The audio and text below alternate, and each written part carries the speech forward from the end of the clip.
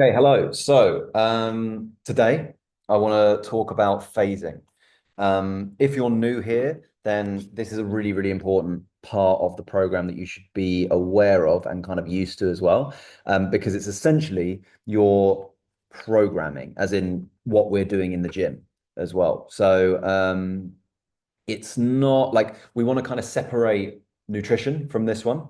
And all we're going to be speaking about today is training and our phasing and how training works within that. Okay. There will be a time at the end where we can ask questions. And for that, any question is relevant, doesn't have to be for phasing or training, it can be nutrition and stuff like that. But for this, I want you to put your kind of like training brain on, come away from nutrition elements of it so far, and we're just going to kind of go through how phasing works, why I use phasing, and kind of where we came up with the idea of this as well. So, some people are on week two right now of your phases, and some people are on your first week, but this will change after this phase. So, as me and Zoe have kind of combined now, this is like a fairly new thing. All of her clients who, if you're on this call, who signed up with Zoe, are now coming over to patient fitness, but people on patient fitness would have started their phase yesterday. So everyone who would have on who signed up with me originally would have started their phase yesterday, and then everyone with Zoe, I think it was like last week or maybe the week before that you would have started your phase. Okay, but after this one, everyone's going to kind of sync up together. So we're all going to be on 6 week phases, all syncing up together. Okay. Why do we do that? So why is phasing a thing? It's a formula I kind of made up, and now I share it with other coaches as well. So if you didn't know, I help other fitness coaches become better coaches, really. And this is one of the first things I teach them. Two reasons for that. One, because as soon as I started doing this, and if you've been with me for a while now, you'd remember when I introduced phasing. As soon as I started doing it, clients' results started going through the roof. Like it was much, much better because I was a lot more on it with programming. I knew exactly where everyone was rather than people changing programs at different times. And I had to figure out where everyone was. And it was very, very complicated for myself. That way, simplified for myself meant that I could spend way more time on programming and way more time on tweaking programs as well. Because I was a lot clearer where everyone was in this phase. All right. So it does that, it gets better results, and it also clears headspace for me to make your programs better. Okay. And that's why I share it with other coaches as well, so they can give better results to their clients. PFA community. So it's not just one support. So I like having this. Obviously, it's very personalized, this program, but I do love the community aspect of it. We always do better when we're in a group, and we always do better when we're holding each other accountable. Okay. I'm in two different groups in terms of fitness, for coaching and stuff like that. And it really helps with accountability and also just pushing yourself as well. Because when you're on your own, you only have yourself to compare yourself to, and maybe your coach. But you guys might be on different pathways, different journeys. However, if you're in the same community with a lot of other people that are on the same journey as you, it really, really helps with morale, and it really, really helps with motivation as well, because you will be able to relate to each other in different ways that you won't be able to relate to me, or I won't be able to relate to you. Likewise, you'll be able to relate to me and I'll be able to relate to you in a way that you guys can't relate to each other. But it's always nice to have that element of other people on the same exact journey as you, with the same struggles, the same challenges, and the same goals as well. Structure and morale, like I said, we're all going through this together. It's a better structure for you guys because you can kind of check in with each other throughout this process. It's not like one of you's coming to the end and then another one of you's starting. We all kind of synced up together, so it's kind of like a team effort for this. It's enough time for you to make progress, but not enough time for you to get bored. Now, I've tested different times of phasing. We tested 4 weeks, too short. We tested 8 weeks, way too long. 6 weeks is kind of like the happy minimum, the happy medium, sorry, where most progress is made and no one kind of gets bored of the phase in that 6 weeks. Okay. Although your phases are all different from each other's, the structure is the same. Again, kind of reinforcing that community aspect of going through it as a team. All right. Yes, our journey is the same, like our goal might be the same. You'll need different things in your programming, so your program will be different, but the structure of it will be the same. As in, we start on this day, we end on this day, we restart on the next day. So I want to get one thing out of the way. Phases are designed to be tough. Okay. And they are also designed to get tougher. Why? Because if we just did one thing, if we just did one intensity the whole way, and if you're completely new to the program, we're going to intro you fairly slowly, depending on how you're feeling. So we'll give you like an intro kind of set of workouts. If that works, great. If it doesn't, if it's too easy, we change it. If it's too hard, we change it as well. But it's meant to be challenging. Okay. And always they're meant to be getting better and better and better because we're going to get stronger and stronger and stronger. So if we kept the same intensity from the start 3 months in, we're going to end up plateauing because we're getting stronger. So the stimulus of the workouts are going to be less for us. Okay. The stimulus that we need to grow muscle is always making it tough for ourselves. It's always giving us a challenge. And I spoke about this on a live yesterday. A lot of people think that if things are tough, if things are hard, they're doing it wrong. It's not the case. If things are tough and things are hard, you're at the gym, you're struggling, you are doing it right. I promise you, that is what you want to be feeling in the gym. You want to feel like it's a struggle. You want to feel like you get to the end of a set and you're tired. You want to feel like you've tried a new movement. It's a little bit rusty. Send us a video. We'll fix it if we need to. But we always want to be growing. Okay. We don't want to stay comfortable in these phases. And that's why we change it. And that's why it gets harder every single time. So if it's uncomfortable, it's a good thing. Here's a graph of what I'm talking about. So there's a point of diminishing returns or maximum yield, if you're fancy. So this would be the start of the phase. Big gains. Okay. So let's say you've come to the end of your other phase, your old phase, and then we've stepped it up a gear. Okay. We've made it harder. All right. We've pushed you out of your comfort zone. There are a few movements in there that you're a little bit nervous about. There's a few bits of intensity that you're not sure about. Oh, I don't know if I can go that hard, go that intense. So you're a little bit nervous, but as soon as you get in the gym and you prove to yourself you can do it, boom, you skyrocket. Like the gains come very, very quickly because you're putting yourself out of your comfort zone.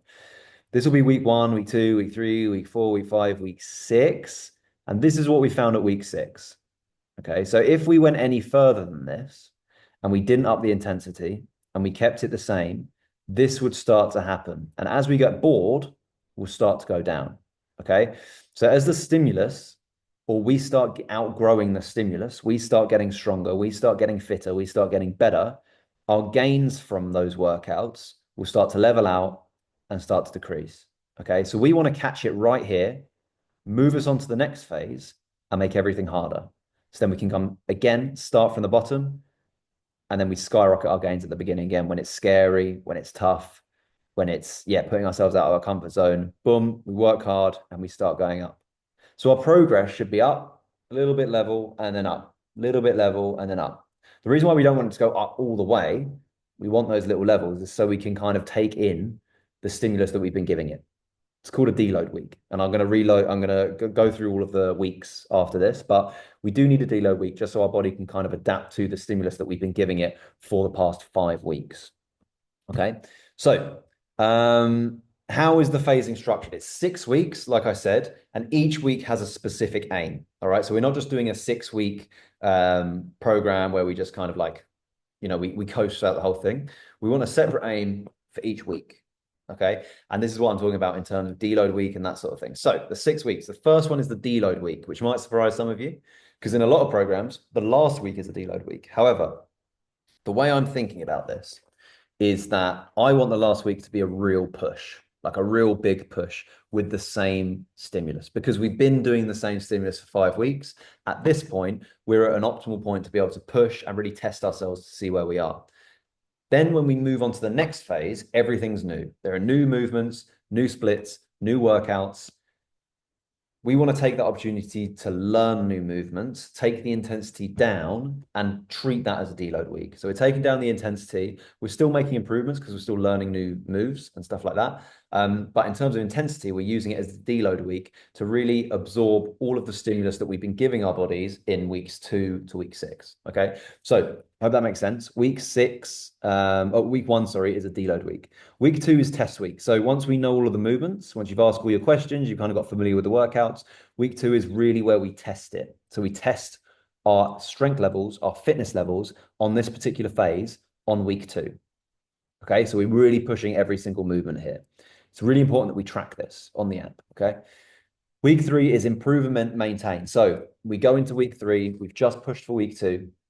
We assess. We have to assess which moves that we're gonna like push on and which moves we're just gonna maintain. All right. So if there was a really, really tough lift the week before, I would push to maintain that one. However, if there was a lift last week where it was like, oh yeah, this is hard, but it's feeling good, push yourself on that one. So we want to be seeing some improvements in terms of strength and in terms of hypertrophy in this third week. But we also want to maintain the things that kind of freaked us out or were really, really hard on test week.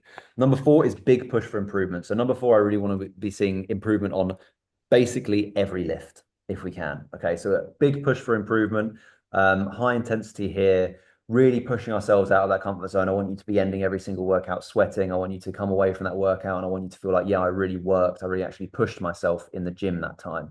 Remember, going to the gym and training are different things. Week 4, I want us all to be training. I want us like our mindset to be dialed in. Nothing can distract us. On week 4, we train. Week number 5 is improve and maintain 2. So it's the same thing as week 3.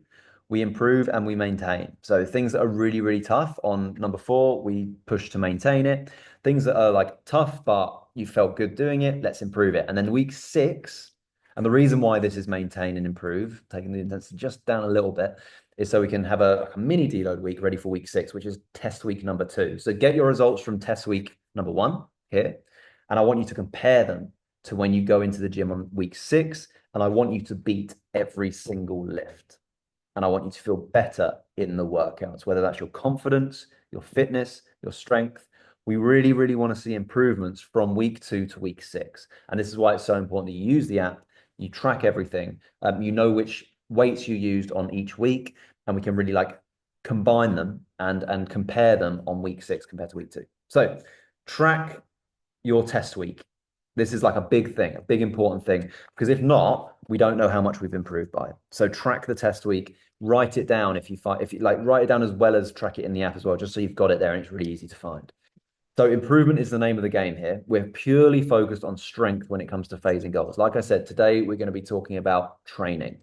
Put nutrition to the side, put mindset to the side. Today is purely about training and going to the gym. It's important to always push your limits. So it's different. Like this kind of goes into the third point, which is RPE is always going to be a constant 9 to 10. Let's say 8 to 10 as well. RPE means rate of perceived exertion. It's basically how hard you're pushing out of 10. All right. This will be optimal effort for growth and improvement. We only would bring that down to like RPE 6, RPE 5 if we were training for a specific event, like, wanting to be more explosive for sprints or something like that. All right. But we're not. We're training for fat loss, we're training for muscle gain. Okay.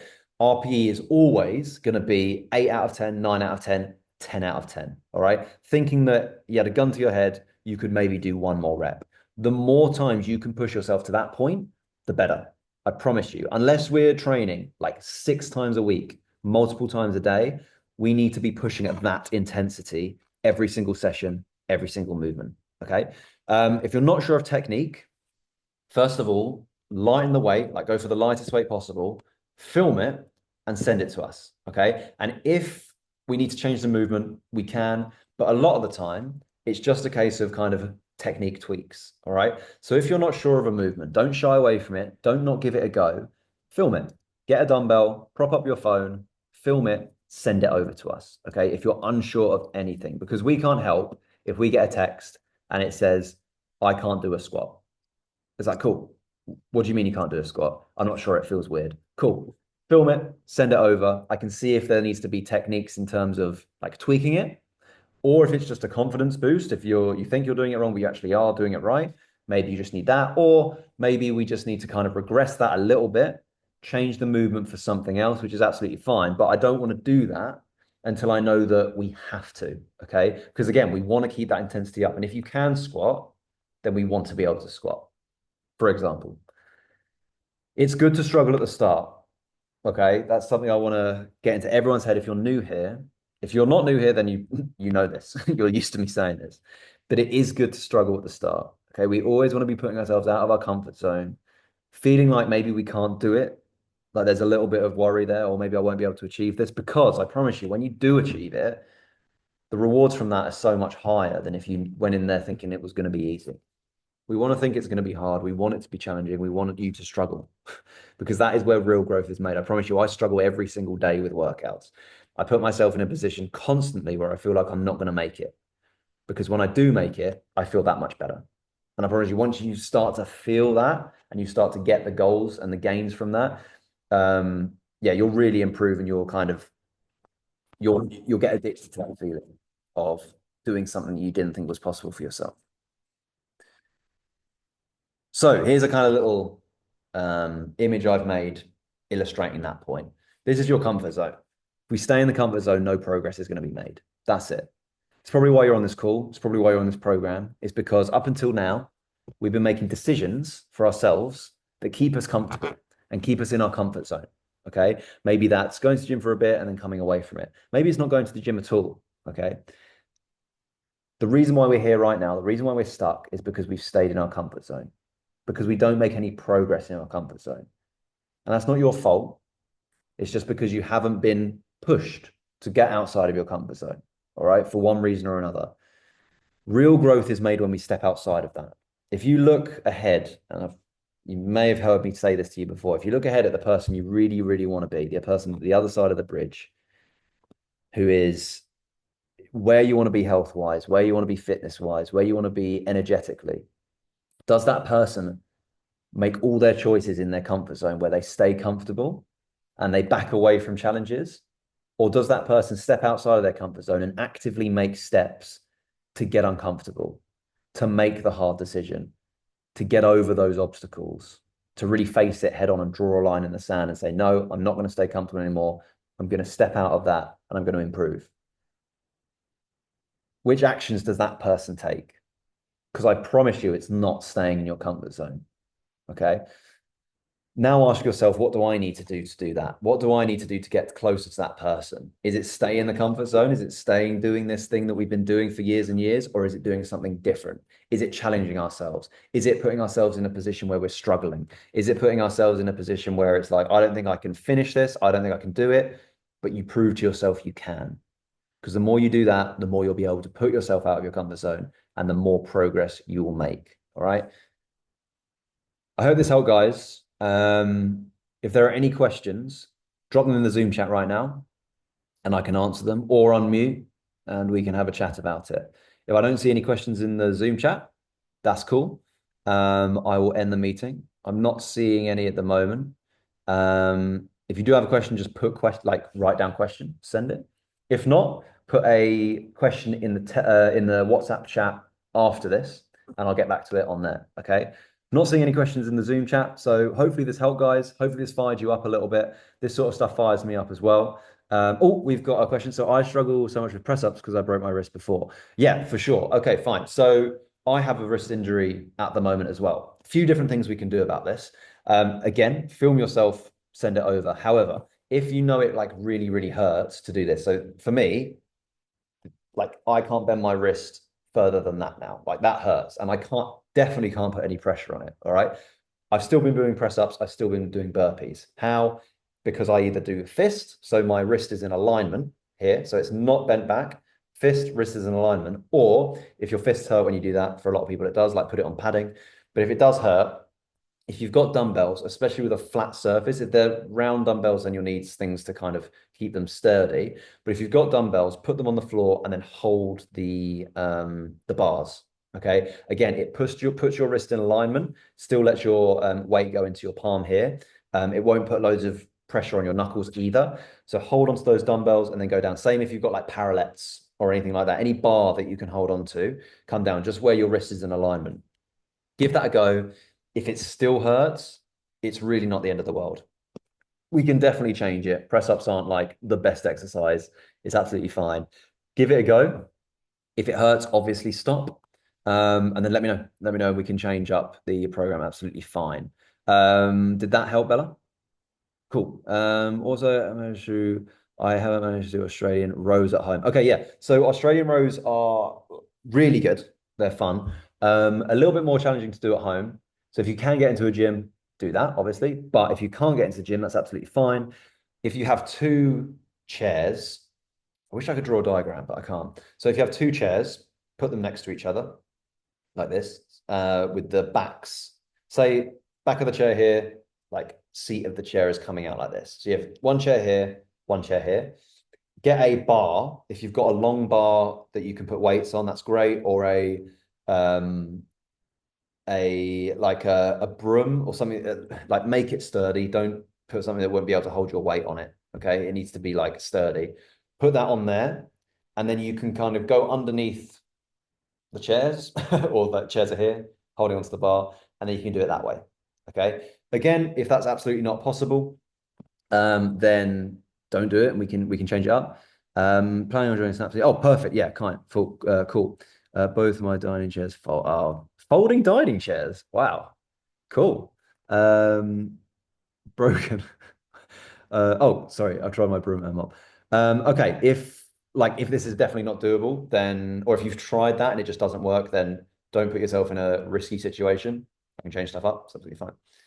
Don't worry about it. But if you haven't, then give it a go. Hopefully that helped. But give me a message after this to remind me to change it up. Similar issue with range of motion on barbell squats. Do you have any tips on reducing wrist and shoulder pain on squats? Yes. Do you mean back squats or do you mean front squats? Because wrists do come into play on your back squats. Okay, yeah, fine. Again, I had the same thing. I couldn't put any pressure on my palm. It really hurt when I gripped the bar here. What does help is if you extend your arms and you put your hands on the plates like this, or you can just grab the bar at like a bigger angle here. So you're grabbing the bar at the end, like near the plates. If not, something I did, and this is just like, this isn't a fix, but this is something that you can put into place as your wrists get more mobile, is open your hands and just put your palms on the bar like this. Okay. We just want to make sure that we're very stable in this position. Okay. And if you need to dump it behind you, you can. Okay. So instead of gripping it, open up your hands, place them on here, or even better, make them wider. See if you can grip it there, because it will take the range of motion outside of your wrist, or flat hands on the plates like this if you can reach it. I can kind of reach it. Talking to Ethan, I don't think you'll be able to reach it, but because we talked about small person problems anyway. But yeah, wider hands here. Grip the bar like this, or here, open palm. Again, give it a go. Let me know if you can't do it. Any other questions? Bella, I know you had a question about macros, I think. Let me know and we can answer it on this call.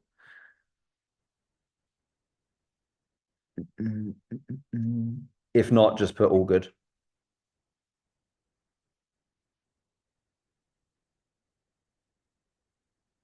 Okay, so protein.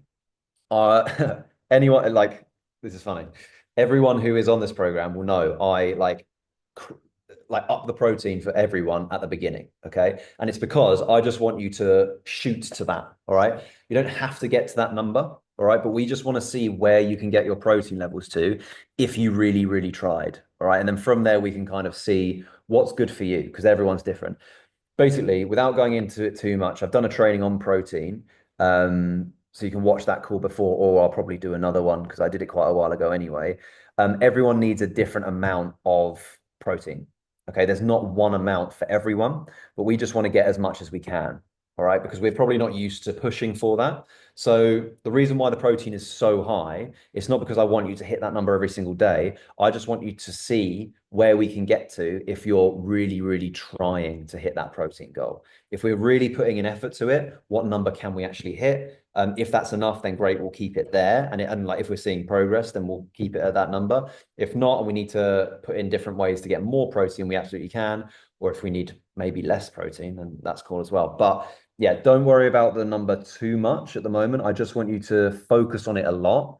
Focus on getting some protein in every single meal. Yeah, like a protein shake helps as well. Track that, see where you can get to without absolutely like just destroying yourself with protein. And then we can work with that number. Okay, I hope that helped. Do you have any recommendation for good protein sources that are meat free? 100%. I'm vegan, so I haven't eaten meat in 7 years. Chickpeas are really good. So yeah, the secret with vegan and getting enough protein is you want two different sources. You want like a tofu or a tempeh. Tempeh is the best one, or tofu. Either of those two things, or a seitan as well, something like that, and then a like a bean or a pulse as well. So combine those two. So it could be like tofu with chickpeas. It could be tempeh with black beans. Black beans have the highest protein content of any bean. Lentils are very high up there as well. Chickpeas are high up there. Butter beans are a little bit lower. But yeah, focus on those two things in every meal, apart from breakfast. Then you can have like a protein shake for breakfast with your overnight oats or something like that. But two protein sources in every single meal. And if you eat meat, it's a really, really good idea to do that as well. Like add a plant-based protein source in with your animal-based protein source, just so you're getting the kind of benefits of both. You're getting the higher protein of the animal product, but then you're also getting the anti-inflammatories of the plant product. Okay. I haven't eaten meat or dairy or anything in yet 7 years.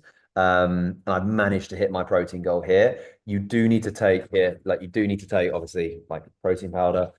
Vegan protein powder can be pretty nasty. My protein does a good one. There's like a coffee flavored my protein one, and it doesn't have any caffeine in it, but it tastes like coffee, and it's the best one I've found. The ones out here in Bali are not nice, so I can't wait to come back and have that. Um, I hope that helped, guys. I'm not seeing any other questions, but yeah, love the questions at the end. Really, really cool. I might do a like an actual Q&A one week as well. I think that'll be helpful for people. I hope this helped, guys. Have a great day. Remember, like, let's attack this phase. If you haven't attacked this phase before, or you haven't attacked a phase like this, then use this opportunity to do that. Any questions? Chuck them in the WhatsApp chat after this, and I will see you on the next one. Have the best day ever, guys.